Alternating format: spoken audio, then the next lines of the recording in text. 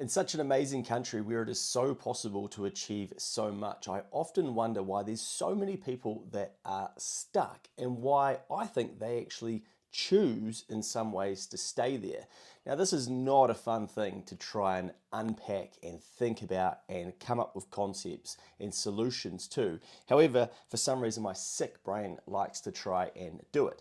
So I'm going to take you through some of the reasons that I think so many people in New Zealand decide to stay stuck and where they are, and then help you figure out if you've been like that or if you are like that, if you have people in your life, what we could potentially do to get out of it. Now, let's start with learning. Now, I think that education solves a lot of problems, and we often hear this, and economists will say if you want to see the future of a country, look at the education they're receiving now. So look into the future 20 years. We've got to start with what we're learning. Now, I think that concept alone we can apply to ourselves individually and go, right, what am I learning? Now, I think a big problem for a lot of Kiwi people is that once they leave school, primary school, secondary school, or even university, they go, I've done a lot of learning, I've done all my learning, because that's when it was compulsory for a lot of people, and now I'm done. I don't need to learn anything more. And so that's where they stop. Now, then you look at what's happened to the world where we've had the internet, we've had it get faster, we've had massive connection opportunities, international opportunities, and you'll have some people that have seen that and gone, whoa, I wonder what I could do with that. You know what? I could sell internationally. I could leave the country. I could build a global business. I could learn information from people all over the world. I could learn another language. Holy sheesh, look at all these opportunities. And then you've got other people who are like, I've no idea how this got here. I don't know, who built this phone.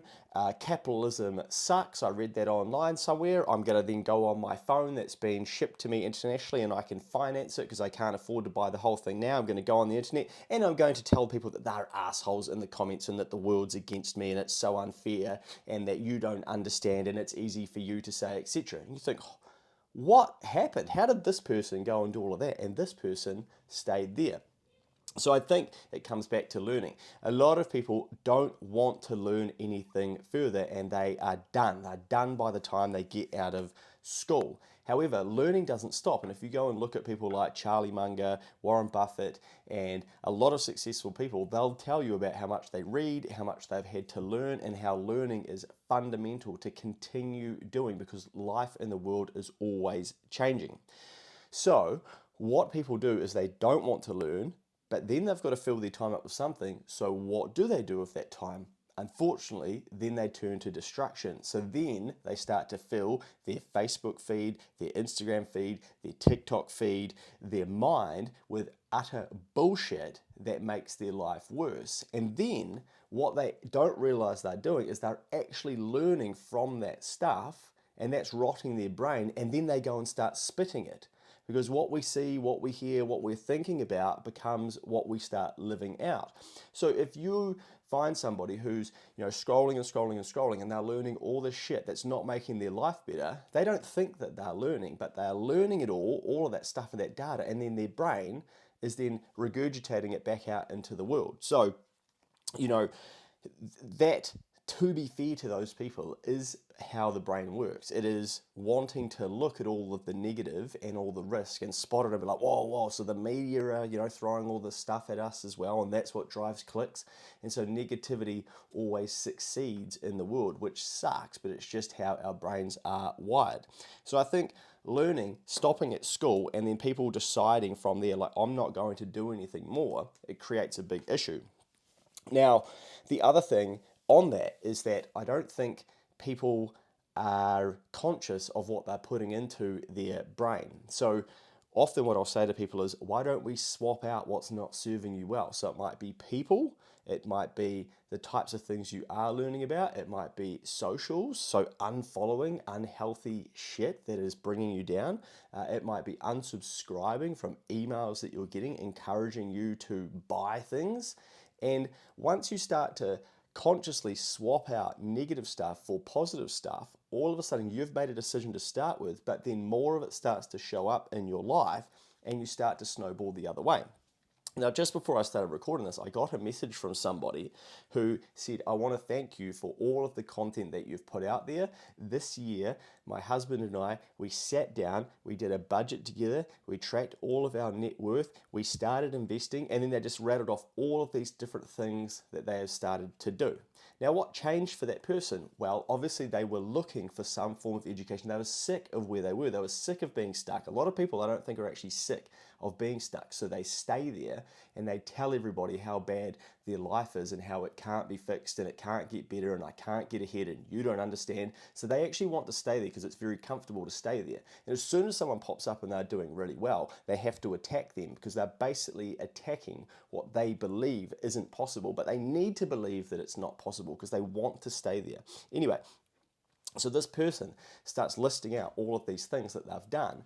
And now, what happens after they're doing all these little actions is that they can then make a big decision later in the future. So they might, as an example, have a small amount put aside for an emergency fund, and in a year's time they might have an emergency fund, and then they may have an emergency fund, but the emergency happens, and then they can pay for it from the fund without getting debt. Completely different path on life now because of the education and the micro steps that they started taking. So that's what I've got here as well. No micro actions. So people who are stuck and stay stuck don't start any micro actions because they believe that it's massive macro actions that have to happen for things to change for them. So they think that investing is a waste of time and that doesn't work for me. I'm too old to get started. I didn't learn about that. We've only been investing since the 1700s or something, and no one told me about it. Why didn't someone come and bring it to me on a spoon and give it to me? I needed it put in right in my face. They wouldn't have done anything with the action anyway, with the information anyway, because it's been there for so long. So what they think is, I need to win lotto. And if I win lotto, everything will be sweet. So they're looking for the big solution. And that's one example. But people will, unless I can save $1 million, what's the point of even saving? What's the point of even saving for my retirement? If that's how much you need. If you need $800,000. I saw recently Massey's data around how much you need when you're retired. I saw people saying, what's even the point of saving for retirement? Well, fuck, who is going to pay for it?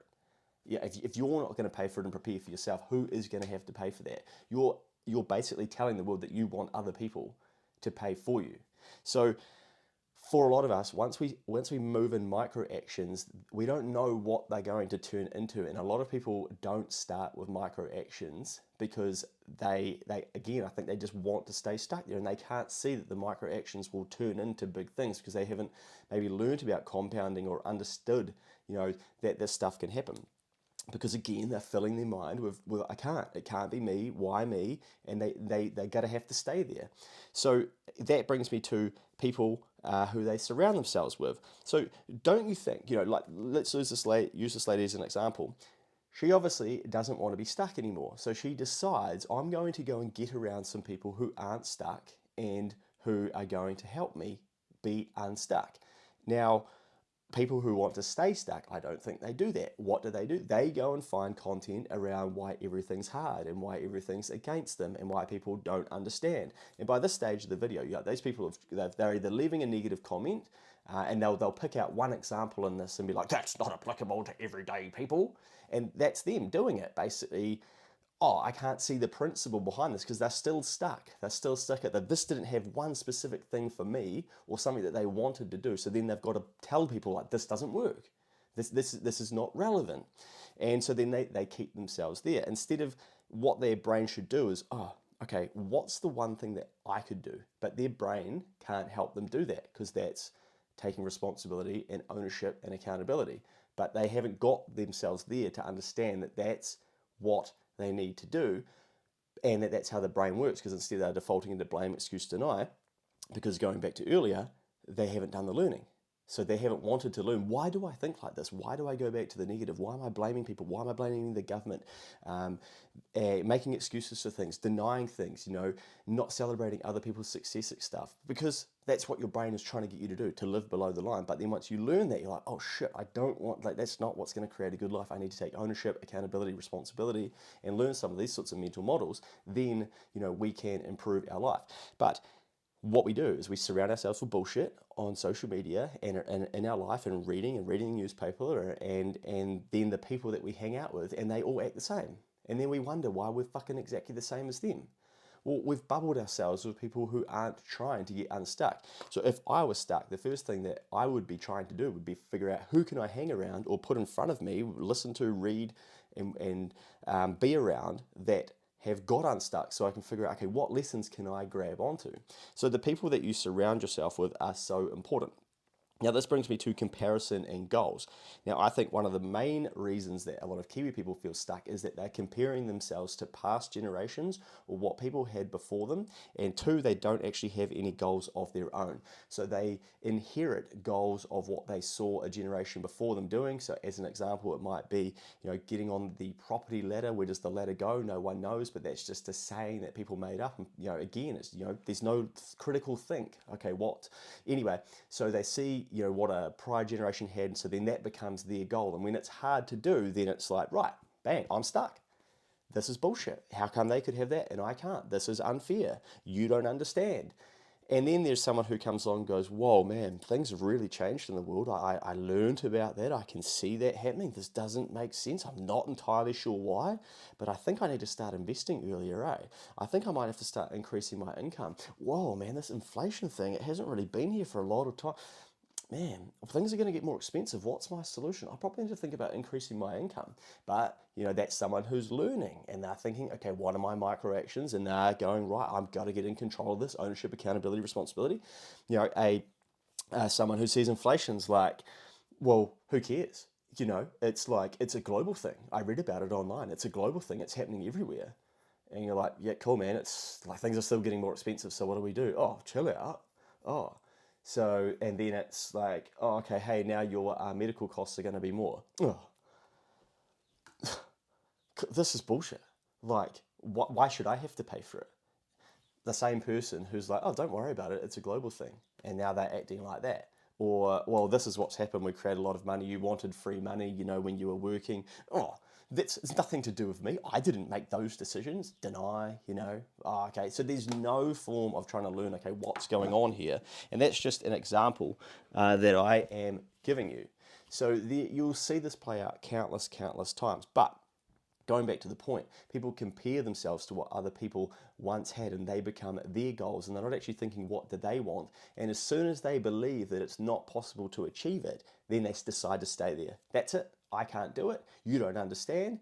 And there's no solutions. Don't give them any solutions. They're not ready for solutions because they've decided that no. Whatever goals that someone else had that were their goals, not their goals, that it can't be them because they've just, and then they're going to go find more information to validate that. And you can do that in this day and age. You can find all the information you want on the internet to prove to you that it is how you're thinking is perfect. But if you're not getting to where you want to get to, then wouldn't you go and find information to help you get there?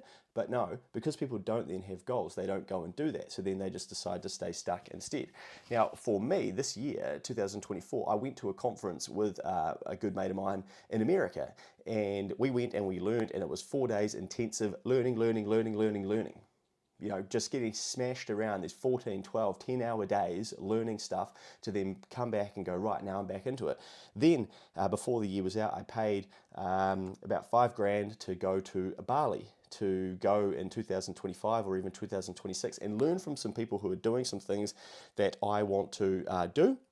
And that's me buying the information to get there faster. Because why would I, not do that when I can see that they've done that? So I'm having to spend thousands of dollars to then go and learn these things faster. Whereas someone, when we went to that conference, they're like, "Oh, they got you. Oh, you got scammed. You went to a conference." You see what I mean? Like learning, finished with learning. It's not learning for them. They're like, nah, learning's now a scam. Yeah, learning's a scam. Are you fucking serious? Anyway, that this is just the state of people's minds at the moment. And it's so sad because from the top, this is a country where a lot is possible. There's a lot of good going on here. There are actually very minimal restrictions if you want to go and have a crack at doing something and doing something differently. But people don't believe that. Like, no, it's not. But again, what are they comparing it to? Okay, like they're probably comparing it to a past generation or someone that's got something that they don't have. Let's just use a billionaire as an example and look at some of the billionaires in New Zealand without naming them, because instantly someone will be like, oh yeah, but they put plastic into the world, so they're fucking, you can't learn from them. And so then freak out again, like they just take one thing that someone's doing and be like, they're a bad person, or Elon, oh, he's crazy, man. Like, oh, and what are you doing? But anyway, billionaires, as soon as they the media will start talking about them as billionaires, and then we all do. And really, money is just an output of the value that they've added to the world. And then it's like, no, it's not. No, they've stood on people. They've ripped people off. Oh, they've got ahead. They've had rich parents or whatever. And it's like, where did you learn all that shit? You don't even know anything about them. But then that's so again, people, they surround themselves with this bad knowledge and education, and then they see people doing well, and they can't celebrate it. They can't be happy for them because like it's too hard. And interestingly, with sport, like we attack sports people, but we don't tell them that they're like privileged, or that that they're lucky genetically and stuff like that. Oh, I could have been Richie Mwanga, but like he just got lucky because he was at the right time at the right place, and that's why he's so good at goal kicking. Fucking humans, man. Honestly, like we're so dismissive. It's disgusting. Sorry. So we don't really do that with sport, but we do that with other people who are successful. Athletes, I think we hold on like a different pedestal in New Zealand. Um, but yeah, anyone that ends up with like wealth and doing well and stuff, people love to attack them because again, we're trying to defend what's happening for us. So we've touched on swapping things out. So like people, so tactic, swap out negative shit, negative people, emails that don't serve you well, things that are encouraging you to spend if you're not wanting to spend it, and your actions become clearer once you know what your goals are. We've touched on ownership, accountability, responsibility, blame, excuse, deny, not looking for lessons. Oh, and then finally to wrap up. So I can go to Bali, right? I jump around a bit with these. Obviously they're unscripted. I'm just having a yarn. So. But I can try and bring my thoughts back. So I'm going to Bali because I'm trying to be around people who have the answers. So my brain is trying to find those people for me, and I'm looking for the answers. People who want to stay stuck, because I don't want to stay stuck where I'm at. I'm like, no, I'm going to go find some people who have broken through this, and I'm going to pay the money, and I'm going to go and do it. And I've got to go over there, I've got to fly over there, I've got to take an opportunity cost of time where I could be earning income, all those sorts of things. But you can make sense of all that when you know where you're going, because I have goals. Now, a lot of people, they're not going to do that. They're not looking for answers. So you will find people in your friendship circle, your family and whatnot, they will just be dismissive of any solutions because they don't actually want the lessons or the answers. But wouldn't you think, in a world of the internet, of connection, of community, of lightning fast, of chat GPT, wouldn't you think like now would be the time where everyone really like podcasts, like I can get ahead, I can learn more, I can learn a language, I can learn about my wealth, my weight, my mental health. Anything is accessible now, but no, like no, you don't understand. And if you need proof for this, my favorite one is I go and have a look at the podcast charts where I think, there's a lot of people who are stuck right now and they're complaining about how tough the country is, the economy is, how, you don't understand, we're on this big slide and whatnot. Instead of taking any form of action for themselves and going and listening to a podcast, for instance, nah. And you know what they are doing instead? So I go and have a look at the podcast charts. Guess what? Like, as much as we complain about the media and we don't trust the media and all this, guess what? Like, some of the number one podcasts in this country are reruns of radio shows. It's no disrespect to those people, but seriously, like, two, runs of like from news agencies, and then thirdly, true crime. Honestly, like, imagine trying to explain to your grandkids when they're wondering how come in the greatest wealth transformation in history, and with the access to education and the wealth transfer of education from our parents and our grandparents, where they had to go to a library, get a book out, and they potentially couldn't even do that because they couldn't afford the petrol or whatever to get there, or the library wasn't open on certain hours and stuff, and now we have access to it by the internet. Now we've got to explain to our grandkids, like, when they're saying, oh, like, what were you doing in that age? Like, oh, I was watching a fucking listening to a true crime podcast. I got through 36 episodes. Oh, great. Yeah, do you want to know about the murder of Bastille fucking who knows road in 1983 and who they thought might... No, I don't. I want to know why we're broke. I want to know why we don't have any fucking money and other people do. I want to know what went wrong. What do you mean? Why are we sitting around here blaming everything? I want to know what happened there. Get this kid outside. This is disgusting. Get that kid out. So anyway, just something fun to finish with. But hopefully for some of you who have made it this long, it should also be encouragement that if you do want to get unstuck, you can get ahead so fast and you can get unstuck and you can kill it, especially in this country, because you're competing with people who do not want to do it.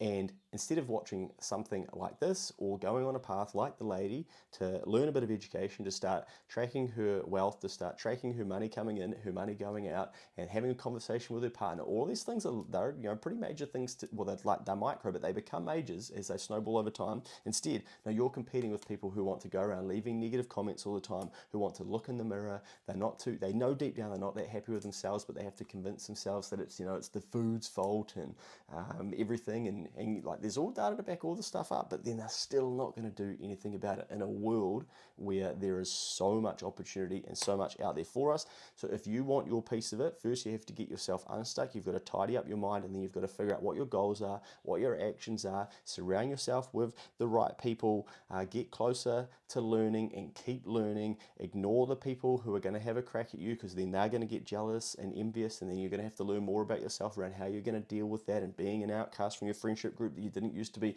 all these sorts of things. But they start to happen when you start to take action, because so few people actually want to take action. I hope that helps you. Good luck.